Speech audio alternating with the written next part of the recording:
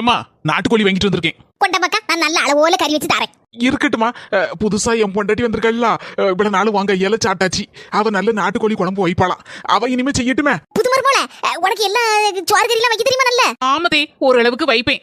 எங்க வீட்ல எல்லாரும் சாப்பிட்டு நல்லா இருக்குன்னு சொல்லுவாங்க. அப்பந்தா கொண்டுட்டு போ. இவ கையில கோழிய கொடுத்தாச்சு, இவ என்னன்னு வைப்பாள தெரியலையே. சரி, பாத்திரம் எடுத்தாச்சு, கரண்டி எடுத்தாச்சு, இனி நம்ம வேலையை ஸ்டார்ட் பண்ண வேண்டியதான். மருமோள, இந்த பாத்திரத்துல நான் இந்த சிக்கன் எல்லாம் வச்சு பரமாற மாட்டேன் பாத்துக்கா.